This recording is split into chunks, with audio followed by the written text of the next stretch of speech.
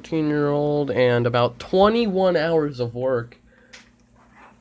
This is my KS-23 pump action carbine shotgun thing.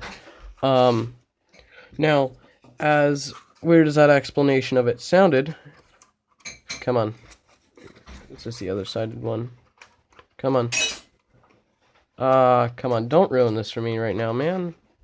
Now, as weird as what I just titled it is, that's what it is. It's a carbine, but it fires, well, by European standards, they're 4-gauge. Let's try the other one. By our standards, by our, I mean American and Canadian standards, why is this not loading? This is kind of disappointing. I'm spending like 2 minutes and I can't get a single shell in. Well, there it is. Just gotta jiggle it around a little bit. Alright.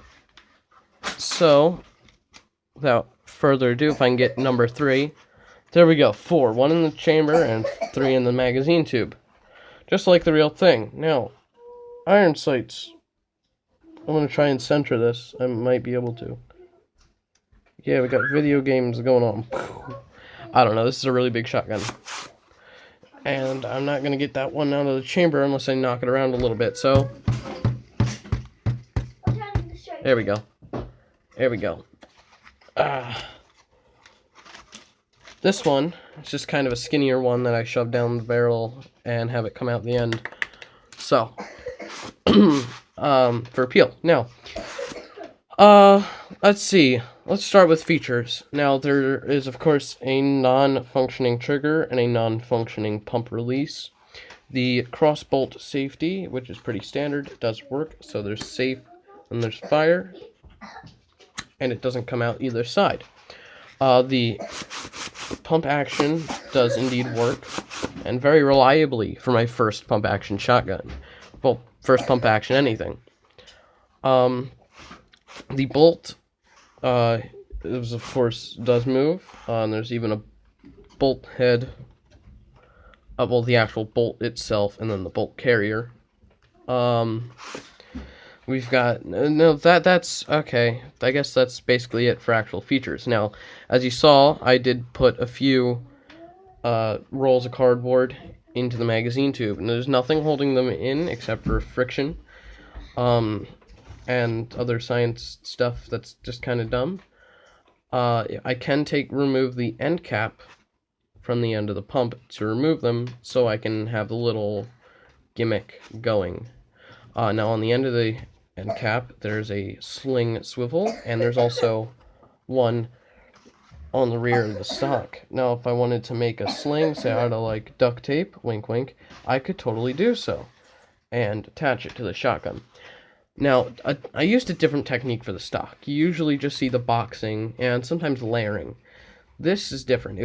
It's boxed, but it's different. You'll see. So we have the silhouette of the inside of the stock, and then I cut out sections to make curves. And I also did that with the butt pad, which the butt pad's the only part I'm not happy about because I forgot to angle it and it's a little bit smaller. Now, so that's the only thing that's not really to scale.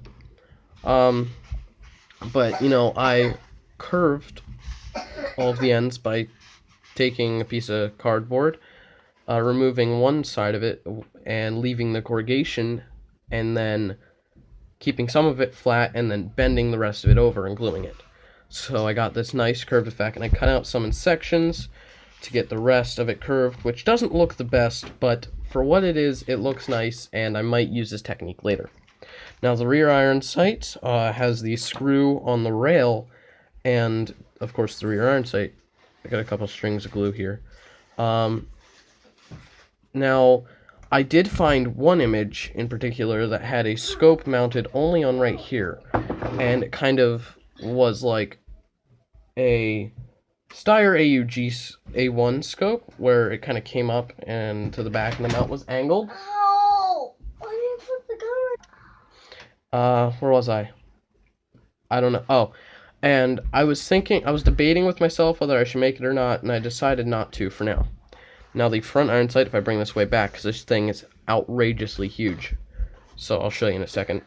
Oh, I can't fit it. There we go. The front iron sight's very simple, just a piece of cardboard with corrugation covered on another piece of cardboard that's on another piece of cardboard mounted on the barrel. And the barrel is just one nice long tube.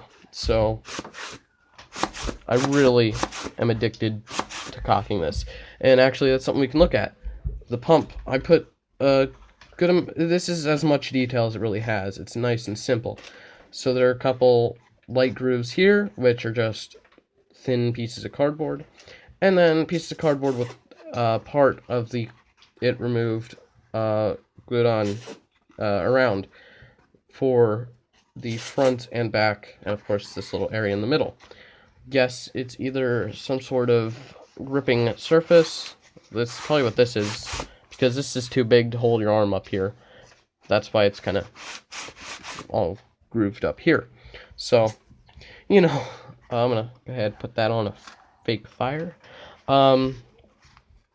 Now, the supports, which that's all I can assume they are, because it's a stamped receiver. The supports here, again, very simple, kind of made like these were, just some of the corrugation was removed. You add the slants, which didn't glue too well, so I might fix it sometime. And one side of the cardboard was removed just so it could glue down, because that would glue easier, and it allowed for the tapering. So, now there's a cutout in the corrugation in the chamber for the bolt head to fit into, so it can fit in all the way, which is kind of nice. This was a pretty simple build, nothing complicated, except the most complicated part. What would it be? Probably the stock. The stock was definitely the most complicated part of this. And as crappy as it looks, I love the outcome, and I'm very proud of it. So this is definitely one of my better projects, and it's great to start off the year, to kick off the year with a video on a shotgun. Now, I won't be able to upload this right after the time of recording. I'm leaving for a friend's house. But you will see this a few days, maybe just like 1 or 2 days after recording. Today is the actual 1st of January. So, yeah.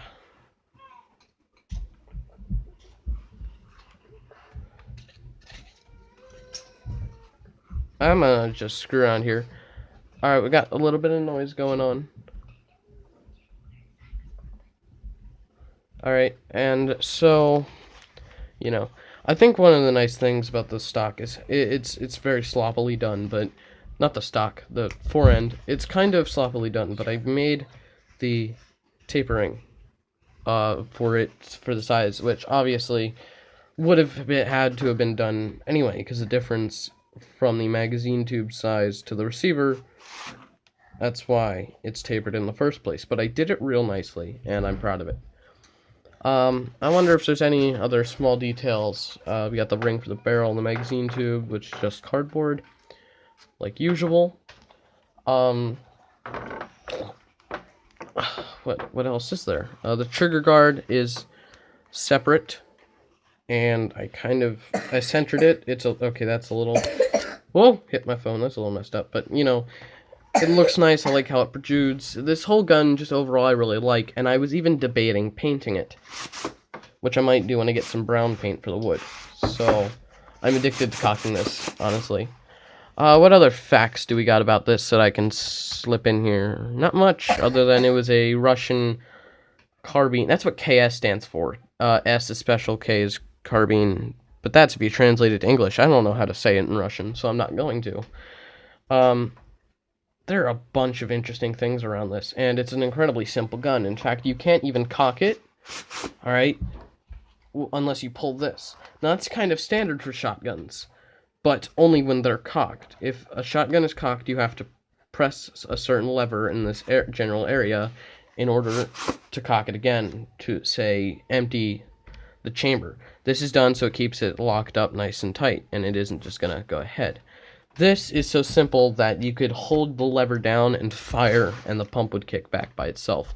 Some shotguns already can do that. Most can if you pull down the lever, but you can't really get a grip on the lever and the trigger at the same time. But this, even if it isn't cocked to rack it, you have to press it either way. So I can't unless I press it. And so if I fire, still have to press it. Anyone who's handled a shotgun and fired multiple rounds in one session like that will understand what I'm talking about. So, this thing, alright, I forgot to mention the size of this. It's just, now this shotgun is just kind of ridiculous in portion. This is your standard ruler, centimeters and inches, and the receiver by itself, it's just kind of dumb. And this is accurate. This isn't me overbuilding because it's a 6.27 gauge shotgun. So, you know, it was a fun build, nonetheless. And I ought to get going. So, I hope you cringed. Hope you enjoyed. And, have a great day.